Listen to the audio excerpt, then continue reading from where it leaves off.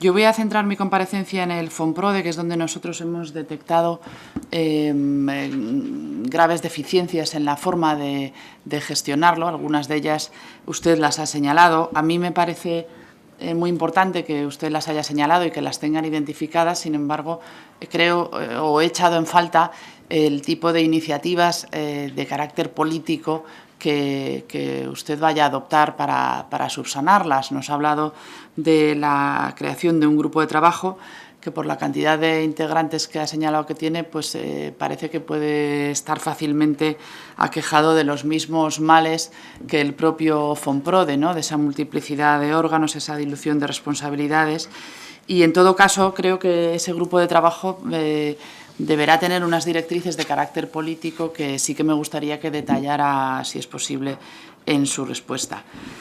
Nosotros creemos que es necesario solucionar previamente a cualquier discusión sobre los objetivos del FONPRODE la forma de gestionarlo y esas graves deficiencias en su gestión, sobre todo porque, estando en el contexto que estamos de restricción brutal del presupuesto de cooperación, no tiene sentido que los objetivos de la cooperación se vean tan limitados por la falta de financiación si antes no intentamos sacar todo el partido posible a los fondos de que se dispone, ¿no? Entonces, estar con esa espada de Damocles de la escasez de recursos en financiación al tiempo, en cooperación, al tiempo que se están gestionando mal los recursos, pues nos parece que, como paso previo a cualquier discusión, es fundamental mejorar esa forma de gestión.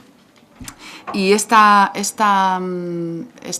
deficiencias en la gestión del FONPRODE nosotros las centramos en tres aspectos. En primer lugar, el bajo nivel de ejecución de los fondos asignados. Desde luego, parece casi un sarcasmo que en este contexto, como decía, de escasez de recursos, haya tal cantidad de presupuesto asignado sin ejecutar. En concreto, en el año 2011, que es al que usted se ha referido, de un presupuesto de 925 millones solo se ejecutaron 414, es decir, el 64%. Esta situación, durante el año 2012, es decir, ya bajo su gestión, ha ido a peor, puesto que mi grupo le hizo una pregunta parlamentaria escrita en el mes de marzo solicitando esos datos del año 2012, y se nos contestó que el nivel de ejecución había sido del 30%, es decir, aún más bajo. De 285 millones sobraron, por así decirlo, casi 200 millones. Y nosotros creemos que el Gobierno no puede alegar sorpresa en esta materia cuando ya el propio ministro de Exteriores, el señor Margallo, en su primera comparecencia aquí en el Congreso, criticó ese bajo nivel de ejecución al señalar que a 30 de noviembre solo se habían ejecutado 180 millones de los 1.096 presupuestados. Es decir, que ya en una fecha tan temprana como enero del 2012 el problema estaba detectado y señalado por el propio ministro. Más de un año después creemos que ya se debían haber tomado medidas para atajar esta situación. Esta gestión desastrosa se aborda con algunas justificaciones o excusas en el informe que usted nos aporta, ¿no? Le explico por qué nos parecen excusas. Se habla de la liquidación del Fondo de Concesión de Microcréditos y la transferencia de sus activos al FONPRODE como una de las dificultades para ejecutar nuevas operaciones de préstamo, cuando en realidad hay una concienzuda labor que ya inició el Gobierno anterior para hacer desaparecer ese instrumento, el Fondo de Microcréditos, que paradójicamente ha sido seña de identidad de la cooperación española a nivel mundial y que ha tenido una buena ejecutoria y unos buenos resultados en sus 12 años de existencia. También se argumenta el negativo efecto de la crisis económica, cuando nosotros pensamos que es justamente lo contrario, es decir, esta escasez de recursos es la que debería obligarnos a ser más eficientes y más diligentes en la gestión de los recursos menguantes de la cooperación. Y, en tercer lugar, se alude incluso a motivos como el efecto negativo del anuncio de elecciones anticipadas en relación a la ejecución de los fondos. Yo creo que esto revela una concepción de la Administración mucho más terrible en el fondo, ¿no? Porque la Administración es o debería ser independiente del Gobierno e independiente de los partidos, y por lo tanto, para la Administración, la ley de presupuestos, el plan director, los PACI, etcétera, son las pautas que marcan su actuación y que no deben estar condicionadas por las inquietudes que tengan los distintos partidos por llegar al poder. En segundo lugar, un segundo aspecto que nos parece negativo en la forma de gestionar el Fonprode son sus desproporcionados costes de gestión. De los datos que aporta el informe se desprenden unos costes de gestión exageradamente elevados que obviamente repercuten de forma negativa y hacen disminuir las cantidades disponibles para los objetivos perseguidos. Y lo peor es que la asunción de esos costes tan abultados da pie a pensar que existe por parte de la SECIS, ECIPI o la Oficina del Fonprode una cierta laxitud ante determinadas organizaciones nacionales o internacionales a la hora de negociar sus costes. Como resultado, vemos que hay una largueza de honorarios que no se compadece con los recortes que sufren los ciudadanos y particularmente los propios funcionarios. Nos referimos tanto a costes de gestión directos, los de ICO o de la empresa pública P4R, ahora España Expansión Exterior, tanto como a costes de gestión indirectos abonados con cargo a las cantidades destinadas a donaciones o inversiones a los organismos receptores de los mismos, caso del Banco Interamericano de Desarrollo o la Corporación Interamericana de Inversiones. Es particularmente llamativo el caso de la empresa España Expansión Exterior, por la que ha percibido en 2011 la cantidad de 6,3 millones en concepto de apoyo a la gestión de inversiones responsables. Considerando que la duración del periodo por el que se han facturado esos 6,3 millones es de 6 meses, porque el convenio se firmó en julio, y que solo se ha concretado en esos 6 meses una operación de préstamo de 300 millones al BEI, al Banco Europeo de Inversiones, entendemos que estos honorarios son desproporcionados y que no tienen ninguna justificación. Por explicar o por tratar de ilustrar un poco lo que significa esta suma de 6,3 millones comparándola con otra manera de abonar esos honorarios, pues en unos honorarios estándar de consultoría privada se habría podido dotar un grupo de trabajo de 120 técnicos senior durante todo un año o, en el caso de la gestión pública, de casi 200 funcionarios de nivel 26, para que se ponga un poco en contexto la dimensión de esos honorarios. Y en cuanto a la Corporación Interamericana de Inversiones, el Comité Ejecutivo del Fonprode, en su reunión del 19 de noviembre, aprobó 2 propuestas de pago, 6 millones de euros a esta corporación en concepto de administrador del Fondo de Desarrollo de Pymes en Haití. Este fondo fue dotado, conforme al acuerdo del Consejo de Ministros del 17 de diciembre de 2010, con 50 millones de euros y en el que esta corporación interamericana solo participa con un 2%. Por otro lado, hay otra operación de 2,2 millones de dólares al BID, al Banco Interamericano de Desarrollo, en concepto de administrador del Fondo de Cofinanciación para el Desarrollo Rural y el Cambio Climático. Este fondo fue dotado a su vez con 78 millones de euros, del que el 5% se destina a cubrir gastos administrativos del BID.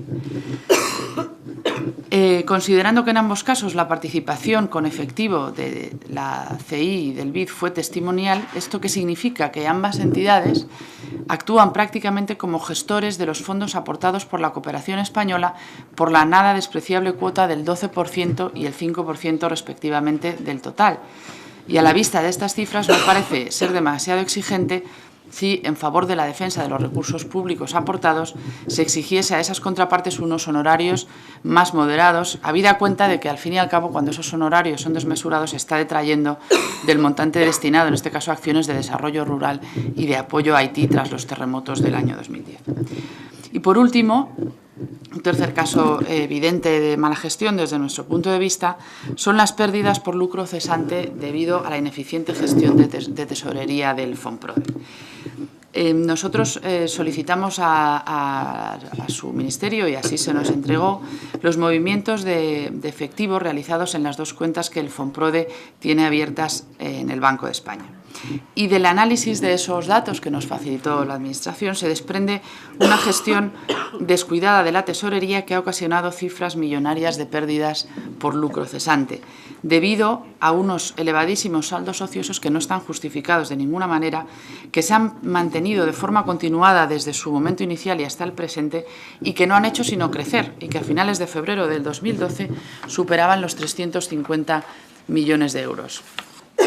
A la vista de los gráficos elaborados sobre estos sueldos, unos gráficos que, en fin, hemos elaborado aquí y que podemos poner a disposición si es necesario, Se obtiene un valor de saldos promedio de más de 300 millones de euros desde febrero de 2012, que, considerando el elevado coste de la deuda pública española, significan unas pérdidas por lucro cesante de en torno a los 15 millones de euros anuales, habida cuenta de que los saldos en el Banco de España no son retribuidos.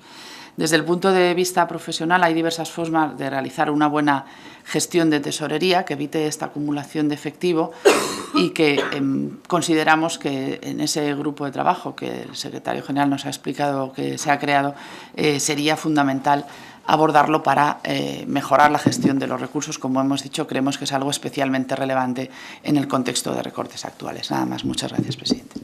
Suscribo su preocupación. Es lo que yo he tratado de explicar. Suscribo su preocupación.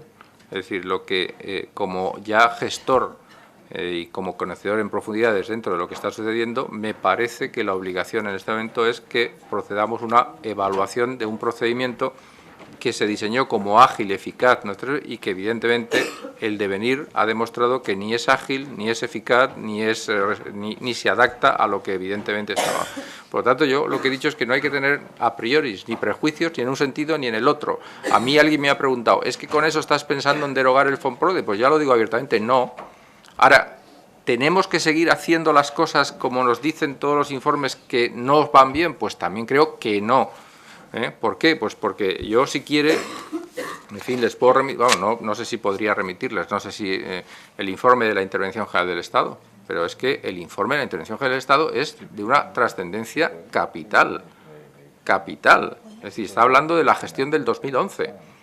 Por lo tanto, ¿qué hay que hacer ante esto? Pues reaccionar, porque yo tengo una experiencia como gestor de lo que estoy viendo, que algo no va bien, que es una enorme dificultad materializar las operaciones. Por unas cosas o por otras, hay múltiples razones, pero no sé, hay un enorme decalaje entre que se aprueban las operaciones, se constituyen, y como usted ha dicho, los datos son todavía más preocupantes, no es el 67%, sino es el 53% de ejecución en el 2011.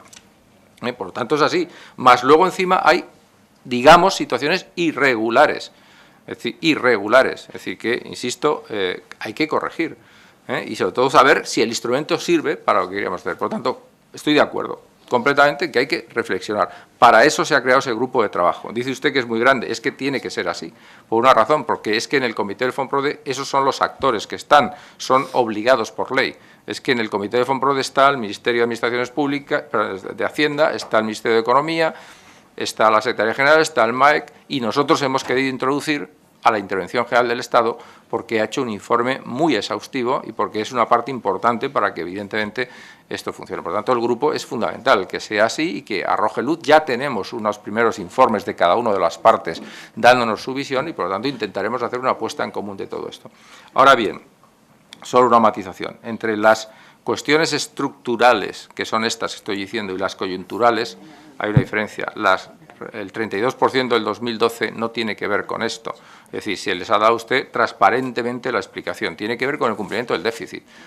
A todo esto que yo le he dicho, que es así y que sigue siendo así en el año 2012, además este año hemos tenido otro problema adicional, es que cuando se han aprobado operaciones hay un cumplimiento de déficit y el Ministerio de Economía y Hacienda, el Ministerio de Hacienda ha decidido que priorizaba evidentemente el cumplimiento del déficit, pero eso es otra cosa.